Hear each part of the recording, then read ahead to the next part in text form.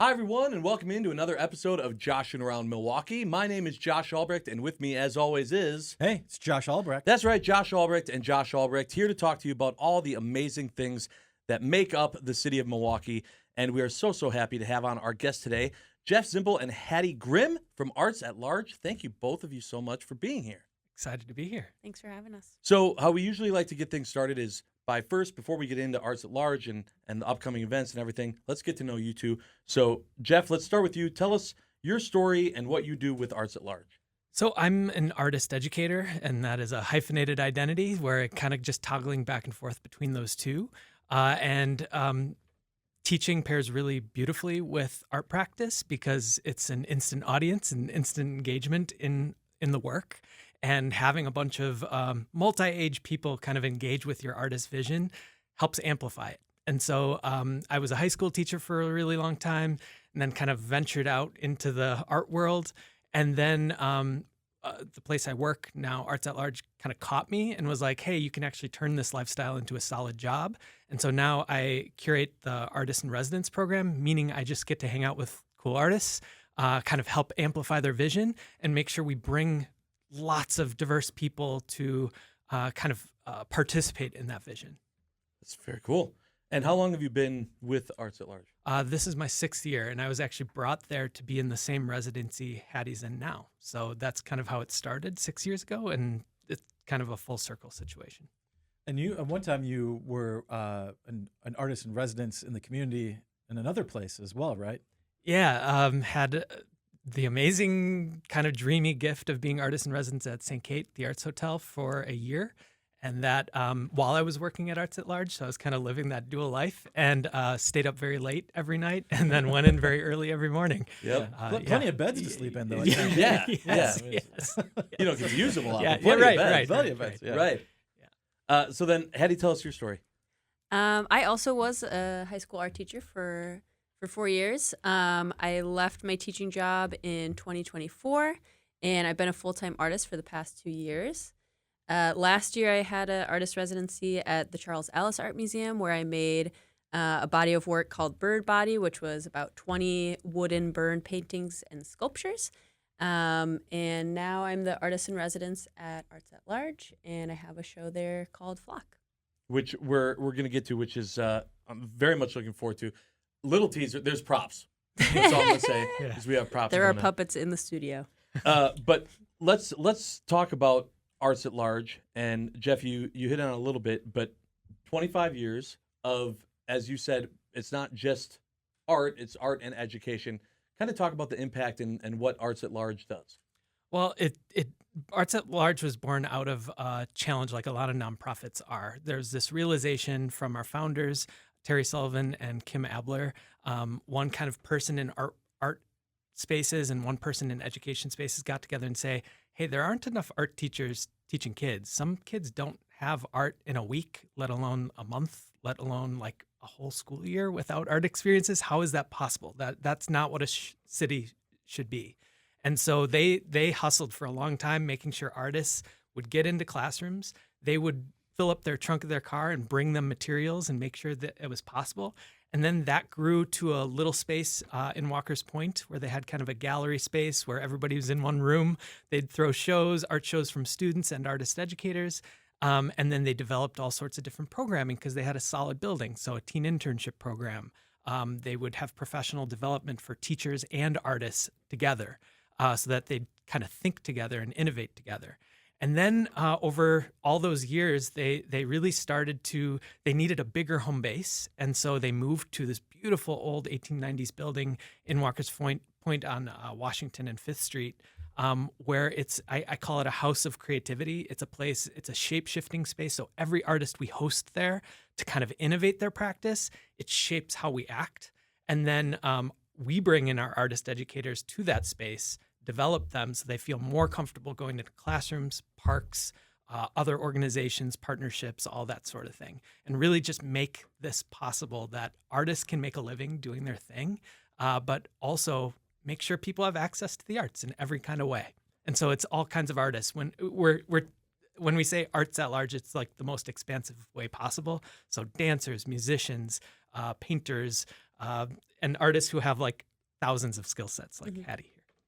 And you're heavily involved with Milwaukee Public Schools as well. Big right? time, big time. I mean, it's an ongoing partner. I think we'll be a partner with them forever. And there's just like this very curious reality where like not everybody gets art in their life, and so MPS has been like, we want to make sure that happens. And we're not the only arts nonprofit that works with them, but we've been a big one for a long time. And I think there's this like, we're all kind of looking at what this future is and where we're headed, and trying to think like, okay, we need partners more than ever, and we shouldn't be going at this in an isolated way. We're going to have to kind of create these hyper collaborations so that we can all navigate, and everybody kind of is able to sustain and maybe even thrive a little bit. Yeah.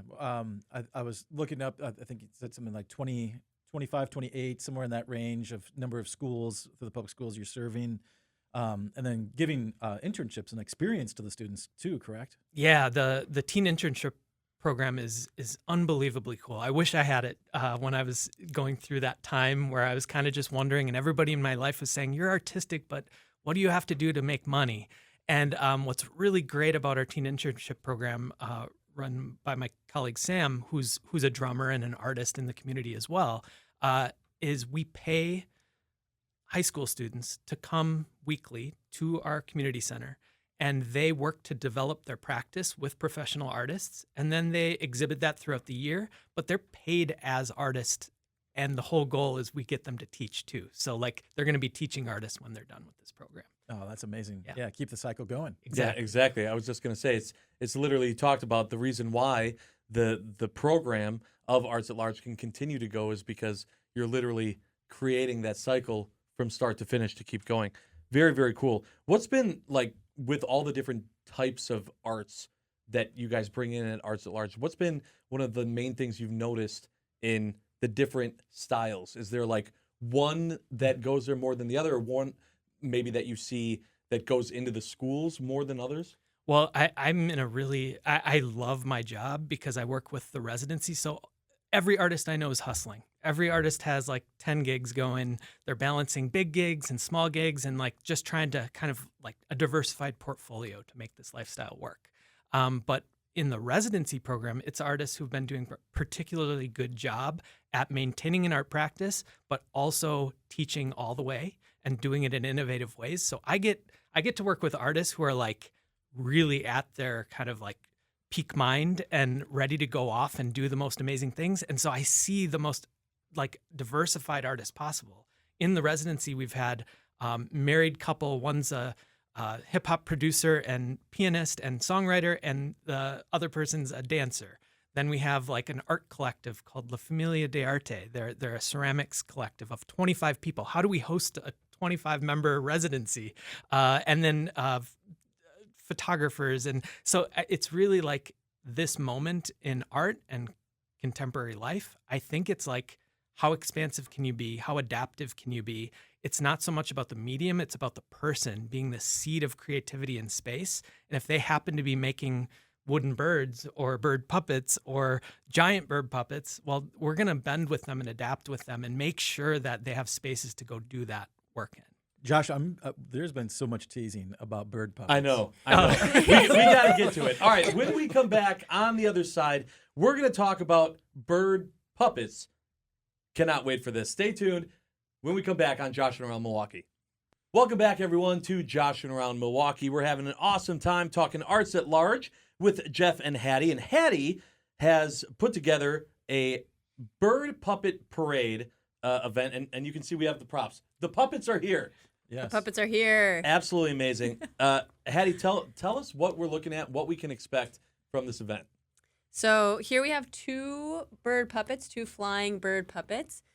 These will be part of a flock of bird puppets, as well as one giant bird puppet that we'll have in the bird puppet parade. Stop. Yeah. Okay. How giant is I my know. brain?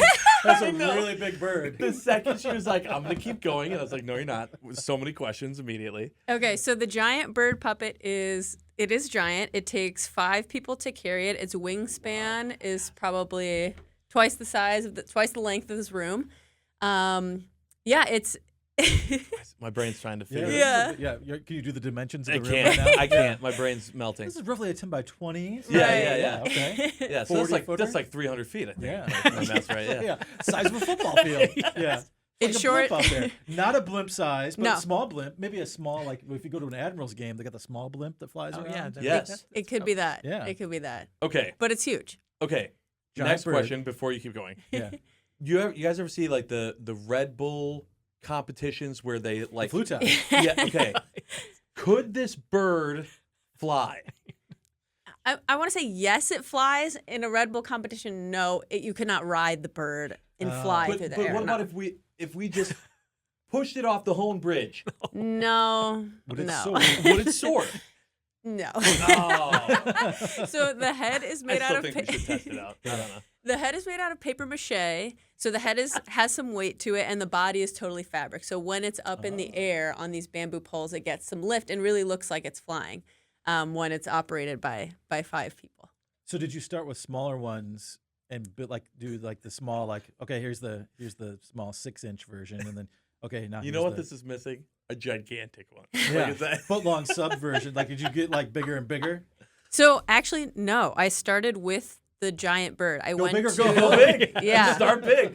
I went to a puppet performance actually outside of Madison by a company called Bread and Puppet, which is a puppet company that's been making political puppet theater since the 60s. And I went to their show, and as soon as the show ended, I said, I need to make a giant bird puppet. And I love that so much. by that time, I had been working with birds as a image, as a theme for a year or so. And so after I saw just how puppets can really bring a image to life and really engage people, really delight and excite people, kids and adults alike, I knew that I had to make a giant puppet. And so for the past year and a half, I've done these bird puppet parades with the giant bird puppet. And since I've been in residence at Arts at Large, I've had the time and space to really dive into this idea and build up the parade. So build up this theme of flock by making a flock of bird puppets, inviting field trips of students to make even little tiny bird puppets that'll be in the parade. Oh, perfect. Oh, look at it. Yeah. Do you work with the school kids and things to create their own puppets in school? And things Yeah, like that? so far we had a group of second graders and a group of middle schoolers that came and made puppets. We've also had adults come in and make flags for the parade. We'll have another workshop coming up on June 17th where we'll make banners and also play with the puppets, make some choreography. So yeah, there's a lot of elements that I've been able to build since my residency at Arts at Large, and I'm really excited for the one we got upcoming. Yeah, and your residency's been going on this spring, and this is the conclusion. The parade on July 1st will conclude the residency. It'll be sort of a cap to everything. Yeah, correct. It'll be You're taking flight. exactly. We had to. I'm sorry, I Yeah. had to- Exactly. We will be taking flight. So it's going to be a huge community celebration, not only of, closing the residency, but just an offering really to the community. So we're going to close down the street. We'll parade through the street. We'll be working with musicians, a group of 25 drummers, a Milwaukee drummer group called Samba de Vida. We'll work with dancers. We'll have a face painter. We'll have art making there.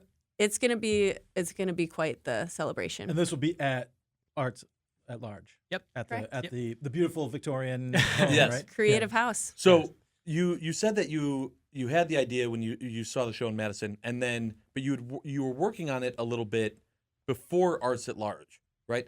Talk to me about kind of how things escalated once you went from working on the project to working on the project at Arts at Large. Yeah. Well, so I had been drawn to the birds for a little while. There was a period of time when I was going to the lake every single morning before work, and just 10 minutes a day I would stand in the same spot every day for 2.5 years, and that's really where I started to connect to the birds first. So, no one's around that early in the morning except for the birds, and naturally they started to show up in my work. They became a symbol of freedom, of like leaving a job that was poorly affecting my well-being. The birds that I was drawing had all sort of different shapes in their body, which was really the journey that I was on to start listening to signals that my own body had to take better care of myself. When I went to see Bread and Puppet and knew that I needed to make a giant bird, it really started to turn into less of the singular bird as a symbol and more of the flock. And so the flock is really the idea that I've been getting to nourish at Arts at Large. Yeah, did I answer the question? Yeah. Sorry. Yeah. I lost my train of thought. I can talk more about flock.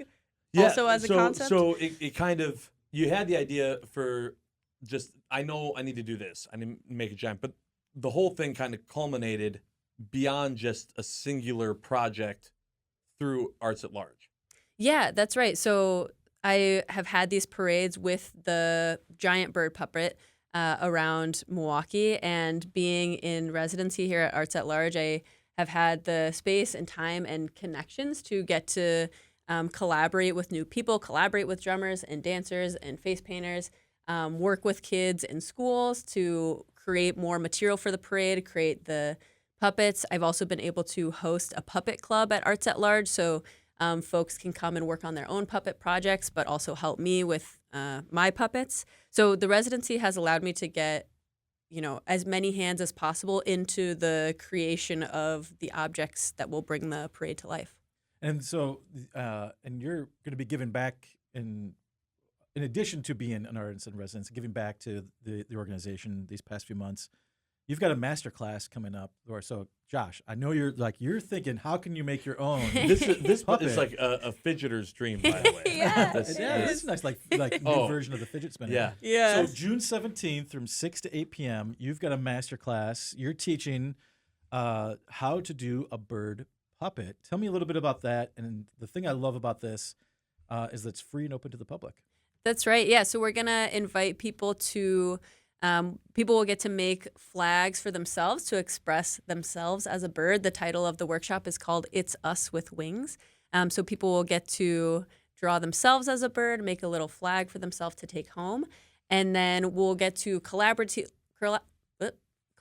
work on really large banners for the parade to create huge bird imagery, to add some text that's meaningful to the message of the parade. And then at the end, we'll get to have a little mini parade, a little version with the puppets and the banners that we make, and really, celebrate what we've accomplished. So cool. And then all of that leading up to the Bird Puppet Parade, which we will give you the details on that, how you can participate, and more when we come back on Joshing Around Milwaukee. Stay tuned. All right, everyone, welcome back to Joshing Around Milwaukee. We're having a great time with the birds here with Hattie and Jeff, talking all things Arts at Large. We just got done learning all about the Bird Puppet Parade. We haven't announced when it's going to be. It's going to be July 1st. And give us some details of time, where people should go, how can people participate? So the whole event runs from 6 to 9 p.m. It's at the Arts at Large building on 1100 South 5th Street in Walker's Point. And there will be kind of a series of events happening. So from 6 to 7, there will be the making of puppets. You can make your own. You can kind of create some art to get ready for this parade. Around 7 o'clock, we'll move out into the streets and have that kind of wondrous activity outside. And then we'll kind of round out the night with a gathering back in the gallery or the streets or things. It'll become very artful as the sun goes down. So. Very cool. And then if people are like, oh, I'm busy that day, but I still want to do stuff with Arts at Large, I love what you guys are doing for the community and the program in general. How can they find more information and participate? So our website, www.artsatlargeinc.org, or our Instagram, artsatlargemke. Those are really easy ways to connect with the different things we have going. We'll invite you to these things. We'll invite you to masterclass. We'll invite you to the closing, but also we'll invite you to other things we have going on. So for example, if you envision yourself as a future artist in residence, we have our application open right now. So if you go to our website, you could apply to be the next person in the spot, dreaming up your own closing festival. Very, very cool. Well, best of luck with the parade on July 1st. Hattie, thank you so much to both you and Jeff for being here, and hopefully much, much more success with Arts at Large. Thank you very much. Thanks All so right. much. And thank you so much for joining us for this episode of Joshing Around Milwaukee. As always, if you're looking for more information on Joshing Around, you can go to visitmilwaukee.org. We'll see you next time. All right, everyone. Again, thank you so much for joining us for this episode of Joshing Around Milwaukee. If you're seeing this part of the show, it's because you're watching or listening on one of Visit Milwaukee's social media channels, and we really do appreciate it. We're having a great time with Jeff and Hattie with Arts at Large. Thank you again so much to both of you for being here. This is the part of the show, though, where Josh asks his big question. Josh, take it away. That's right. There's always something going on in Milwaukee, and we like to say that Milwaukee has fresh city vibes. What we mean by that is that there's an energy, an exuberance, a vibrancy to the city right now. So, tough question, what's giving you fresh city vibes right now? And Jeff, why don't you go first? So across the street from Arts at Large, there was this amazing collaboration between MMSD, the city of Milwaukee, and a bunch of artists in Arts at Large, and it's called the Creative Commons. It was an old, ratty area that was, not used at all, and now it's become a sculpture park and public gathering space just outside where you can hang out and view wonderful art. Awesome. Fantastic. So cool. You love seeing that, too, when it's an area of the city that has potential for something, but you're waiting for it to become something. Yeah. That's awesome. I wonder if there's some birds there. But there could be. Yeah. I mean, I'm going to just go there, play with this one, probably. Right. All right, and Hattie, what is giving you fresh city vibes right now?